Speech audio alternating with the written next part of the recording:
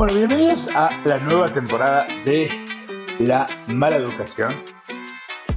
Y la pregunta que nos convoca es: ¿dónde salió Ofelia Fernández? Y este documental, ¿qué dice este documental? ¿Y qué entramado lo lleva a ese lugar?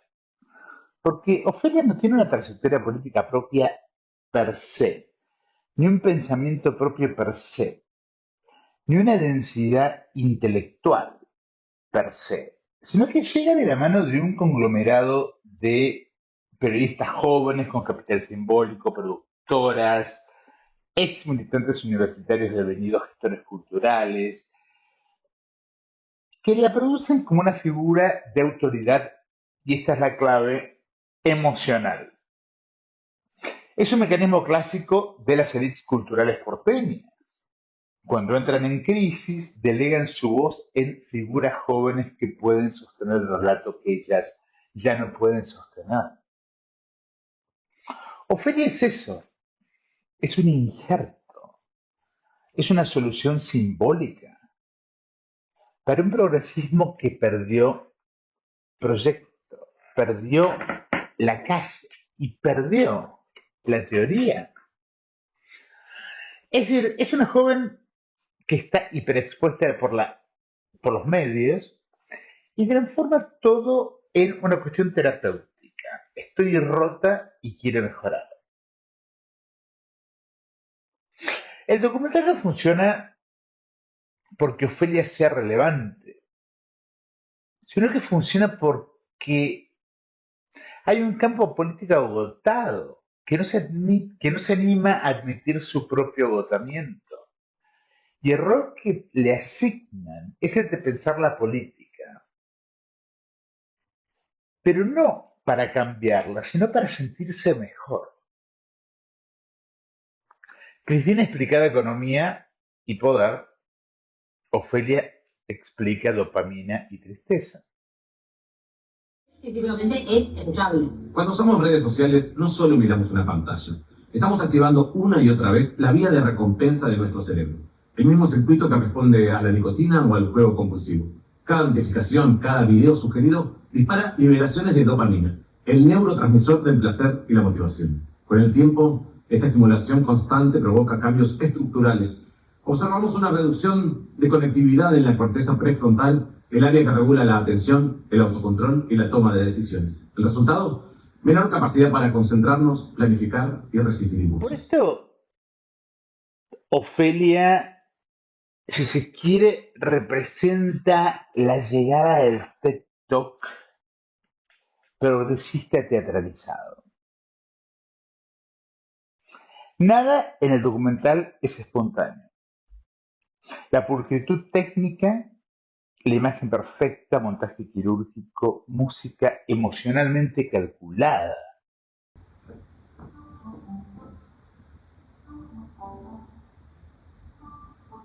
¿Vale?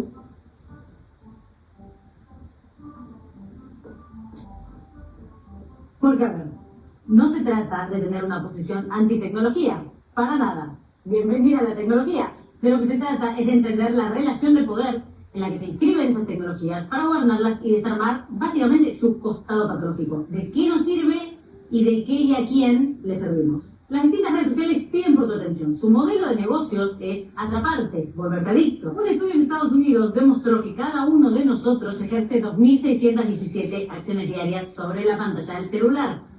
Es el comportamiento de un drogadicto terminal. Las intervenciones de expertos, que además son teatralizados, construyen una ilusión de profundidad donde solo hay coreografía del concepto. La producción funciona como legitimación estética. Si algo está bien filmado, debe ser serio. Si está bien editado, debe ser verdad. Esa decisión formal es política. Porque, ¿qué hace? Transforma el conflicto, la salud mental, el trabajo, el futuro, en un producto audiovisual consumible. Lo vuelve suave, armónico, sin interrupciones, digerible. La estética premium funciona como analgésico, evita que el espectador discuta. En lugar de generar pensamiento, lo que genera es asentimiento. Y a la vez coloca a Ofelia en un lugar que no tiene en la realidad, que es el lugar de la gran maestra. En 2010 arranca para solo crecer y crecer nuestra otra vida en la propia vida. Las redes sociales. El teléfono pasa a ser el celular y nosotros pasamos a ser yo y el otro yo. En este momento yo estoy recitando el guión que para lograr concentrarme y escribir era condición encontrar nuevos escondites para mi teléfono cada día. Siento que siempre me puedo estar perdiendo algo y que si digo ya fue y me lo pierdo, en realidad la que se perdió fui yo, que dejó de existir. Y se volvió tan importante existir ahí, en esa nube de actualidad y más actualidad, novedad y novedad y novedad, que nos dejó de llamar la atención haber dejado un poco de existir en el presente. Estar conectado es existir, más conectado más existo y es posible hiperconectarnos para no estar juntos jamás. WhatsApp, que está hecho para charlar, arruina conversaciones en persona que se pinchan por la atracción de WhatsApp, en donde seguramente nos estamos perdiendo algo. Y nos pasa con los otros, pero también con nosotros. Una docente emocional que se dirige a un alumnado dócil, básicamente formado por una clase media progresista hiperpsicologizada de ciudad, que transforma todo esto en tragicómico. Ese público universitario, urbano, es la condición de posibilidad de su performance. El documental no lo explica, lo reproduce. Y así tenemos el argumento central, que es la generación como costra parasitaria. Cuando Ofelia dice algo le pasa, que algo le pasa a su generación, ella asume el lugar simbólico de su generación como categoría histórica. Pero ese lugar estaba sostenido por otros contextos, por transformaciones materiales, profundas. Estoy pensando en la youth culture, la posguerra británica, que surge en la austeridad, el derrumbe del imperio, la educación masiva, el ocio juvenil como fenómeno económico. Esas juventudes tenían un mundo nuevo que los formaba y otro viejo que los rechazaba. Nada de eso aparece en el documental. La generación X es presentada como un absoluto emocional, no como un fenómeno histórico. El malestar se narra sin estructura, sin clases sociales, sin instituciones, sin Estado, sin capital. Es melancólico, donde las causas desaparecen y todo se transforma en sensación. El gesto más problemático del documental de Ofelia aparece cuando ella plantea casi histéricamente su tesis central, que es ¿qué pasó en el 2010? Y pasa en el mismo momento. Se van toda la mierda en el 2010. ¿Qué pasó en 2010? ¿Qué pasó en 2010? ¿Qué carajo pasó en 2010? En 2010 fue el rescate de los 33 mineros de Chile, Lady Gaga lució un vestido de carne, salió el primer iPhone con cámara frontal, apareció el like de Facebook, se pusieron de moda los flash mobs, se sancionó el matrimonio igualitario en Argentina, el Pulpo Paul predijo el mundial, se formó One Direction, vimos el final de Lost. Para atrás. ¿Ahí? No, más atrás. Ahí.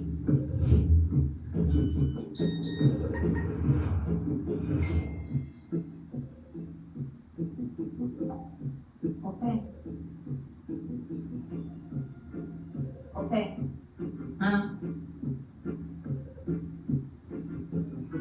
¿Seguimos? Ah. Sí.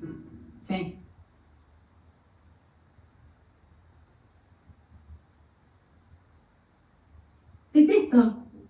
¿Es esto? esto? ¿Qué es esto? Su respuesta es el like de Facebook.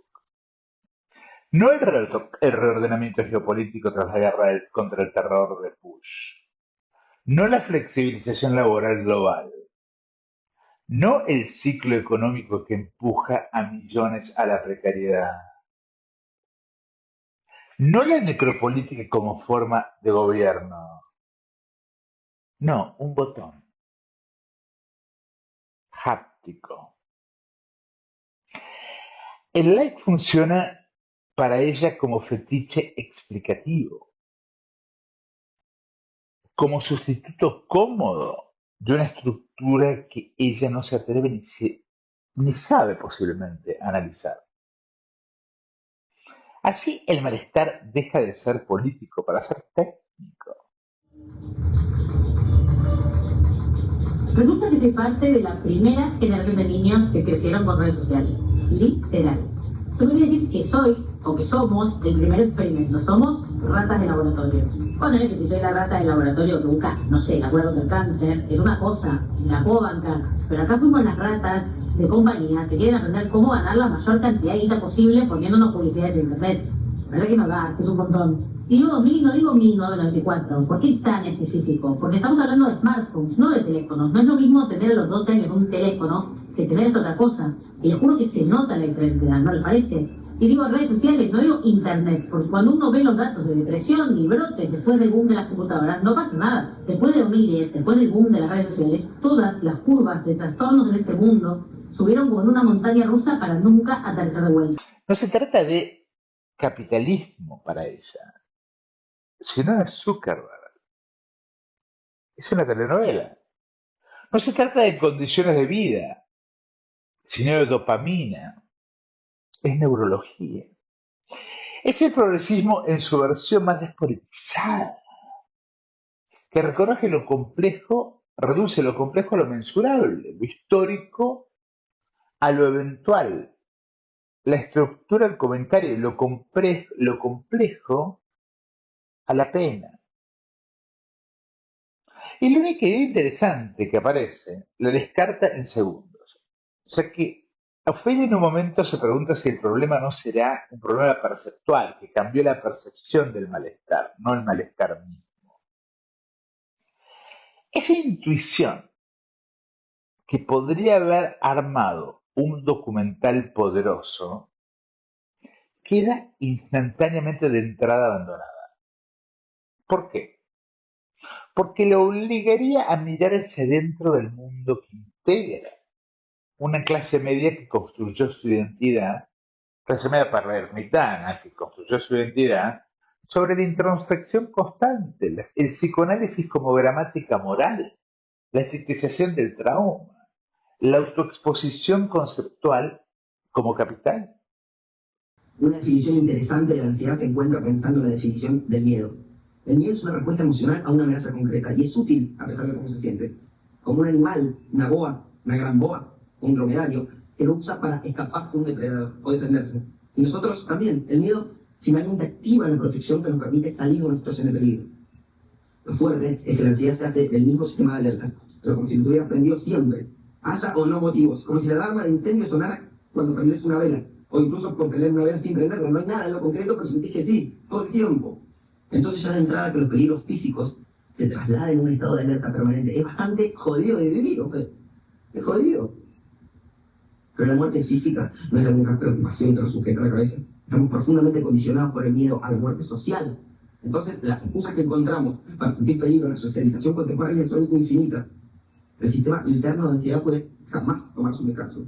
Siempre se puede meter por la ventana una nueva razón, un nuevo pensamiento, una nueva vergüenza, un nuevo flagelo que nos arruina la cabeza. Esa sería mi ciencia barata sobre el humano y la ansiedad fuera de contexto, pero por ejemplo en contexto. El celular exacerba o alivia estas alarmas. Si ya la vida terrenal podía producirnos ansiedad en lo físico o en lo social, el celular agrega un plano extra y permanente en el que siempre te puedes estar perdiendo algo y ese algo, sorpresa, nos da ansiedad. De hecho, puedes estar en una situación no ansiosa y permanecer en estado de alerta sobre lo que puede estar pasando mientras no lo mirás. Podríamos decir que la ansiedad es una enemiga íntima de la paciencia. Una se trata de los resultados y la otra de los procesos. Son fuerzas opuestas de la relación con el tiempo. Aceptar esa idea implica preguntarse, entonces, ¿por qué la tristeza se volvió prestigiosa? ¿Por qué la vulnerabilidad se volvió marca generacional? ¿Por qué la ansiedad es identidad en la progresía urbana? ¿Por qué la victimización funciona como forma de pertenencia? Pero eso desarmaría su relato. Así que Ofelia vuelve corriendo al like de Facebook, donde la causa está afuera y la víctima soy yo. Es una solución ideológica que evita pensar y nos lleva al trauma como salvoconducto y la autoproducción de la joven maestra. Cuando aparece el doppelganger infantil, la exposición temprana, la ansiedad de cyberbullying, la vulnerabilidad reiterada. Aunque, por ejemplo, estas redes sociales eran solo para mayores de 18 años. ¿Cómo sos mayor de 18 años en Internet? Simplemente cliqueando que sos mayor de 18 años o teniendo una realmente mínima habilidad matemática para descifrar en qué año deberías haber nacido. Yo le dije a Facebook, había nacido en 1990 y así fue como se me abrió el mundo de una persona de 20 años teniendo solo 9. Y así como tenía 9, pero 20, yo era una persona, pero también era mi perfil. Configuración, administrar tu perfil. Yo gestiono mi yo cibernético, soy mi propio Tamagotchi, pero inmortal. Todo eso no está en el documental para fabricar relatos, sino para fabricar autoridad moral. El documental construye una subjetividad que sufre y por lo tanto está autorizada a enseñar. Es el mecanismo por el cual la política se transforma en pastoral. Pero ese sufrimiento no es universal ni representativo, es específico de una experiencia de clase. La ansiedad del privilegio bajo presión, diría yo. Esta es la angustia que se está proyectando en este documental. Es decir, es la ansiedad del influencer sin contenido, de la joven hiperanalizada por su propio grupo, del personaje que debe sostener una identidad pública para convencerse de que es militante. O digamos de así, de la militancia que funciona como performance, no como práctica. El documental borra ese origen de clase para convertirlo en malestar juvenil. Es una universalización artificial que solo funciona porque la producción la maquilla como epifanía generacional. Y ese borramiento conecta con algo profundamente porteño, que es la idea de que la infancia, el trauma y la confesión emocional son fuentes de legitimidad. El progresismo psicoanalítico como liturgia judeocristiana. La tecnofobia de los progres, pseudo-ilustrados melancólicos y fetichistas como Ofelia, es sorprendente. Es decir, es algo que fascina a la Argentina, que es la tercera parte del documental, que es donde se habla del tiempo y los metaversos. Y se mete en una estética Mark Fisheriana que se derrumba, porque Ofelia performa el libro sin mencionarlo, con tono de clase, se vuelve maestra en torno del texto, el libro como fetiche, el texto como talismán. Si está bien armado, el libro tiene que significar algo para los argentinos. Por eso habla de perdimos la linealidad. Vivimos en metaversos instantáneos. Las pantallas no nos dejan ver la vida real. La comparación corporal nos destruye.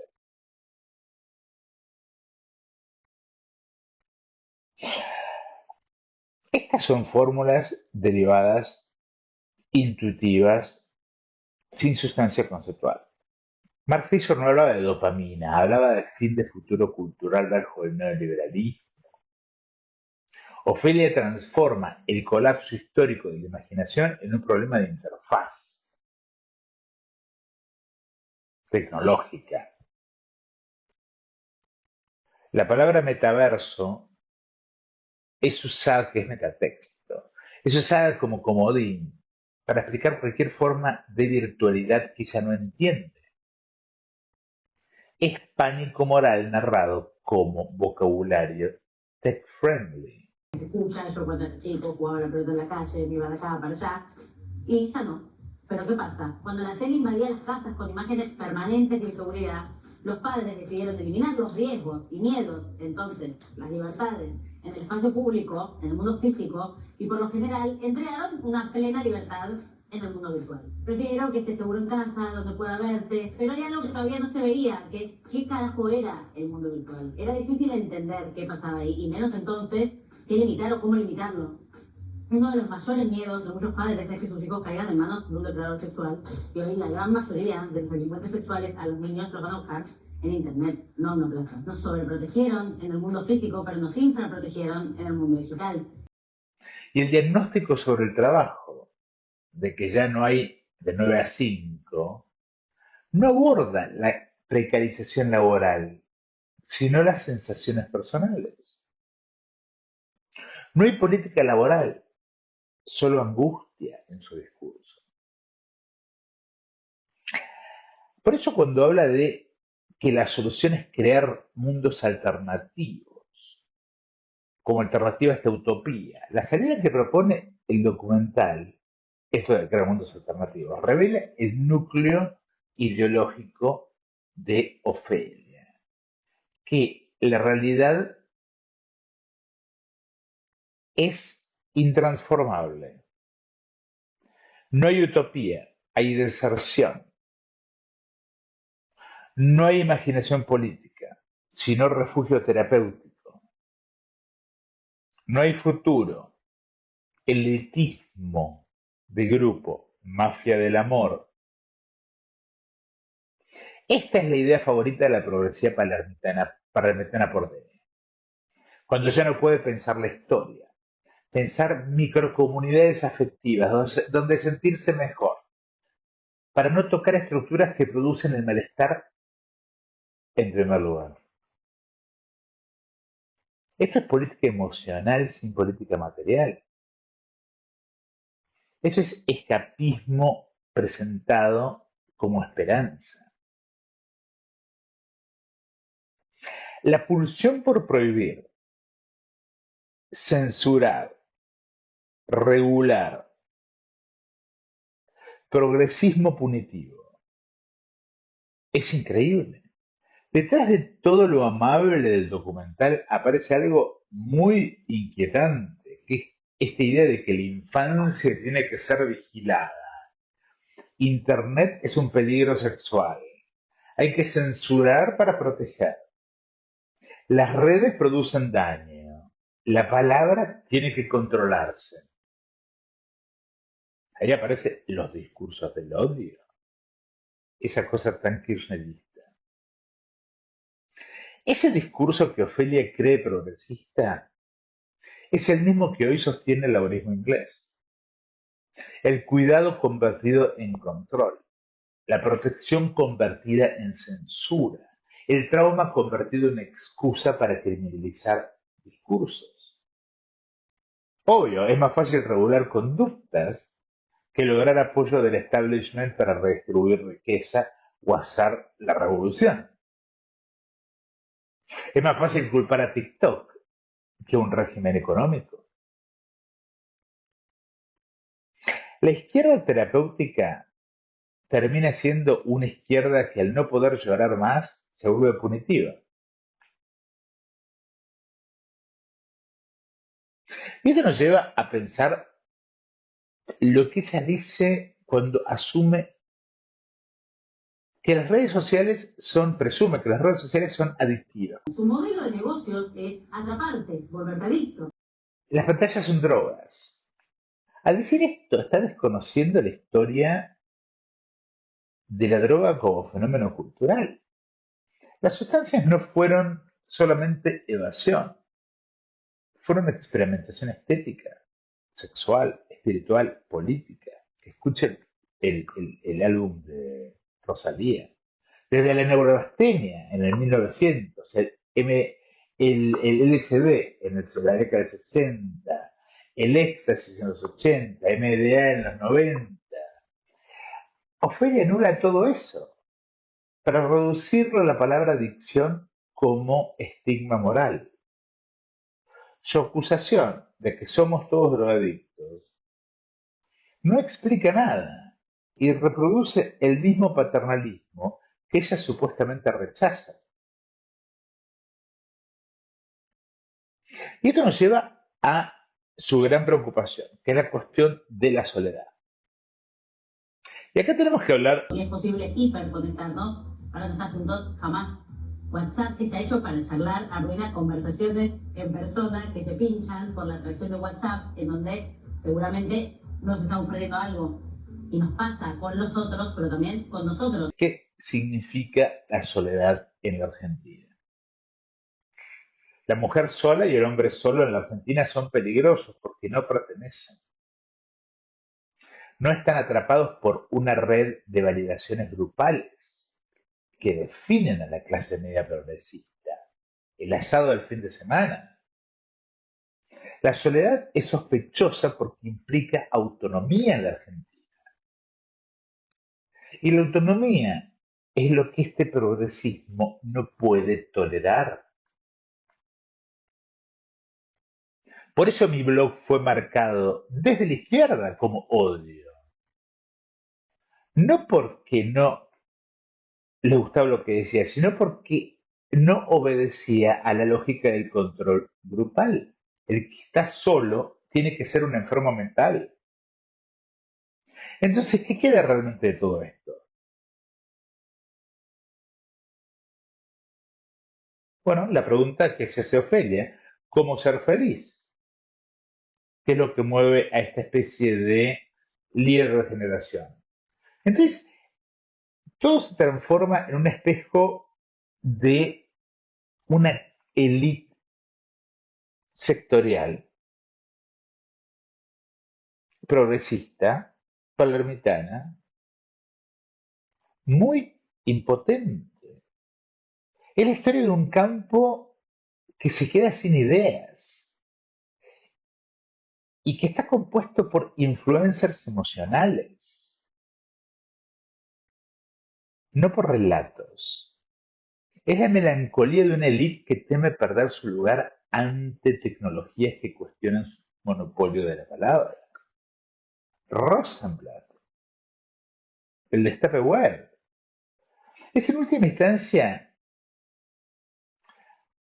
la cuestión de la pregunta clave que se plantea ese programa. Es decir, hay ciertas cosas que no pueden delegarse en alguien que está demasiado ocupado fabricando su propia autoridad como para poder pensar el mundo que dice querer explicar. Y esto es esta progresía ilustrada que sale del progresismo acomodado de la era kirchnerista. Y lo horrorífico del caso es que deja el campo yermo para que los jóvenes que reconocen esto salgan en masa a votar a Milei. como lo han hecho.